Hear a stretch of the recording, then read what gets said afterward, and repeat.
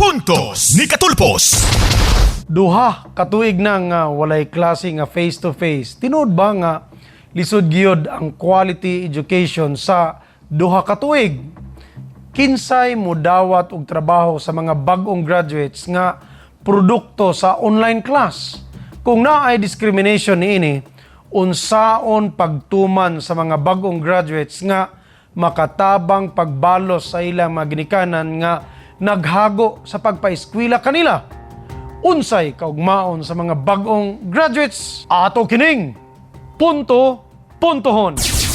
Unang punto. Puntos ni Katulpos. Mas luoy ang mga estudyante nga naa sa mga schools nga kulang ang kagamitan sa online o remote learning. Samtang tinuod ba nga pabor ang naa sa mga mahalon nga private schools nga naay kakayahan nga mapadayon ang quality education? Unsay pwedeng mahimo niini? Ikaduhang punto. Puntos ni Katulpos. Sa wala pa ang pandemya, 40 to 60 o 40 ngadto sa 60 ka mga estudyante ang i-handle sa usa ka teacher. Apan karong higayuna moabot na ngadto sa 70 to 80 ka mga estudyante kada teacher. Dili ba kini makaapekto sa kalidad sa edukasyon sa atong kabataan? Dili ba nga apektado sab ang mga teachers nini? Unsa na lang ang mga estudyante? Ikatulong punto. Puntos ni Katulpos.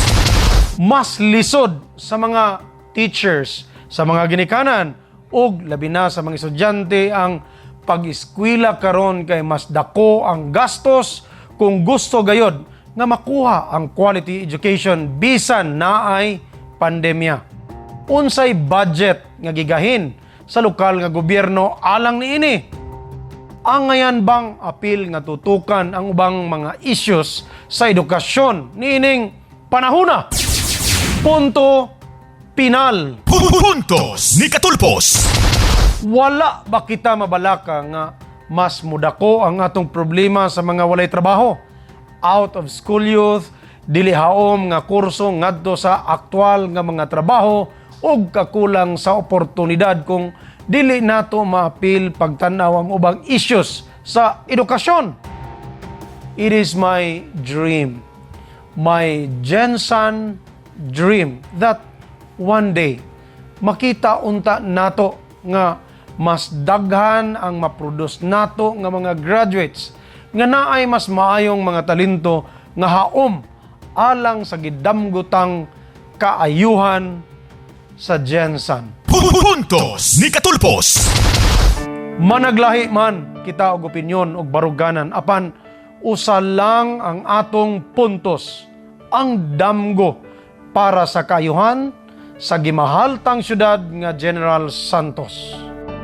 Ikaw, kabrigada, unsa ang imong Gensan dream?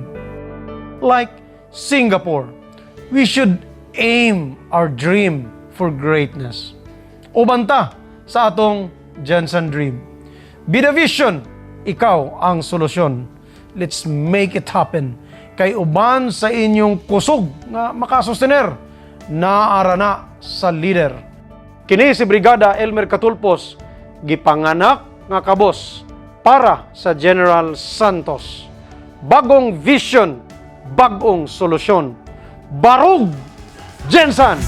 Alisto, higala og amigo, andam ka na ba sa pagbago?